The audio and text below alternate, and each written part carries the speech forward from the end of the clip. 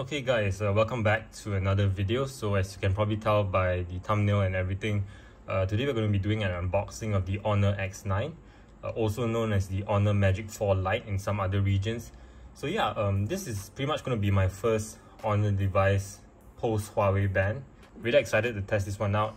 So this one over here, the Honor X9 or the Magic 4 Lite, as you can tell from the design, it's very similar to the Mate 40 series and the Honor Magic 3 and 4, which is honestly a good thing. I'm not complaining. I'm just going to go ahead and straight away say that I think in this price segment, this is probably the best looking device, just because it looks pretty much identical to the flagships that Huawei used to produce. So yeah, this is the Honor X9 over here. I pre-ordered this from the official Honor store, and it cost about $308. Of course, depending on where you live, it could be cheaper or more expensive. So as part of the pre-order, I did receive this, which is a free case alongside the Honor Earbuds X. So honestly, a pretty good deal, considering that you get all three of these for the price of $308. Definitely worth it. Have no complaints there. So yeah, I'm just gonna go ahead and box this right now. So just gonna take off the seal over here. Alright, okay, so we have the device up front over here. We're just going to put that aside. So as for the contents of the box, we get, of course, the SIM ejector tool. And you also get the warranty card over here. And you get another case, so that's nice. If you do the pre-order, you're basically going to get two cases. A choice of a clear case and a bit more stylish matte black case over here. And of course, you get the 66 watt supercharged brick, which is really nice. Of course, I have to say it again that obviously some other brands have stopped including even the charging bricks in their entry to mid-range devices. I mean, Samsung has been doing that recently. That's a bit of a shame, but it's good to see that Honor does include the charging brick and a supercharged one at that. Of course, you get the cable as well. This one over here is a USB-A to USB-C cable. Okay, so it's been a while since I've actually seen a device where they have the kind of like the sticker up front that is colored. Usually it's kind of just blacked out with the text. But yeah, in terms of some of the key specs, obviously you have 5G, you get 66 watt fast charging, 120 Hz display, although this one is an LCD panel, so it's not an OLED panel. You get a 4800 mAh battery. You get, of course, RAM extension, which is pretty common in most of the devices that have released in the past few months. Okay, so this also comes with a pre-installed screen protector, which is nice. Let's remove the sticker as well. And wow, this is a really nice device. As I've said before, easily in this price segment, it's probably the best looking device in terms of design. Looks and feels great.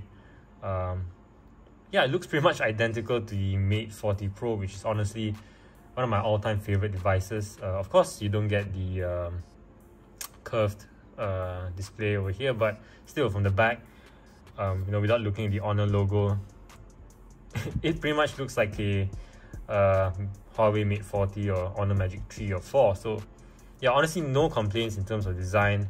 I'm really liking it. And one thing I've noticed is, for some reason over here, these FCC like logos and stuff, it's kind of embossed. So I'm not sure if you can tell, but if I run my fingers over, you can kind of hear that. Yeah, it's a bit of a weird decision. Yeah, but no big deal. But yeah, in terms of design, this is really nice.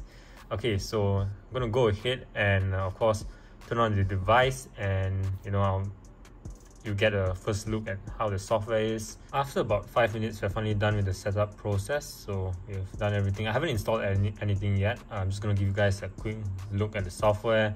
So yeah, in terms of bloatware, I've noticed we do have a bit, but we have like 2 games over here, along with Netflix, TikTok, and Booking.com, and also Trip.com and this one over here.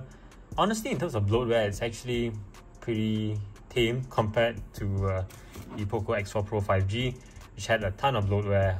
It's about 20 plus apps that you had to uninstall. So yeah, in terms of bloatware, Honor is doing a better job in that sense. You know, a lot less bloatware, and you know, for even some people, I guess Netflix and TikTok isn't really considered bloatware. So yeah, you know, good job Honor for obviously not, you know, bombarding it with a ton of bloatware.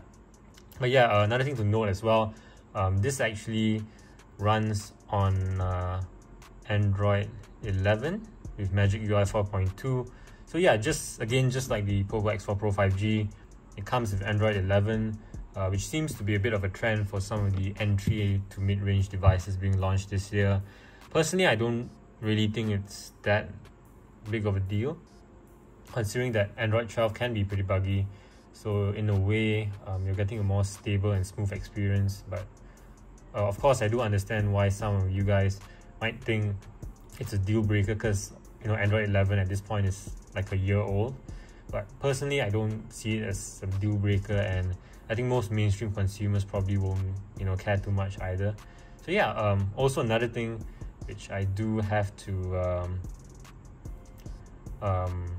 address is the fact that this device, for some reason, does not have an ultra wide lens, which is very, very questionable, because obviously it costs $308, and a lot of other devices in this price range, again like the Poco X4 Pro 5G, do come with ultra wide cameras. And yes, I've mentioned before that I know I wasn't a fan of the 8 megapixel ultra wide cameras with these devices, but you know, that doesn't mean you should just completely remove them. I mean, I would still prefer an 8 megapixel ultra wide camera over nothing. So yeah, it's very questionable that they didn't include an ultra wide camera. That's no, I mean, that used to be a luxury, but nowadays it's more of a basic necessity than a luxury, with a lot of other devices, you know, having the ultra wide camera. I guess, you know, Honor is kind of following the same route as Oppo. You know, as I mentioned before, the Oppo Reno 7Z, which was just recently launched, costs actually slightly more than this over here, and that device comes with a Snapdragon 680 and also lacks an ultra wide camera. Oh yeah, and you know, before I forget, in terms of processing power, this one over here comes with the Snapdragon 695, so the exact same processor as the Poco X4 Pro 5G. So I'm definitely going to be doing a comparison between these two, but I think in terms of the camera versatility, you know, Poco X4 Pro 5G definitely has a lead. But yeah, you know, definitely a very questionable decision, you know, omitting the ultra wide camera, especially since, you know, we have such a big camera module over here. So these are essentially, you know, placeholders. They're not actual cameras, and this is the main 48 megapixel camera over here. Now, that aside, design wise, I still think this is the best looking one in this price range, just because it looks a lot like the Huawei Mate 40. So, you know, hope you guys did enjoy the video. Make sure to leave a like if you did, and also let me know in the comments what you think of this device. You know, are you interested in it? What do you think of them omitting the 8 megapixel ultra wide camera as well? Do let me know in the comments, and I'll see you guys next time. Bye.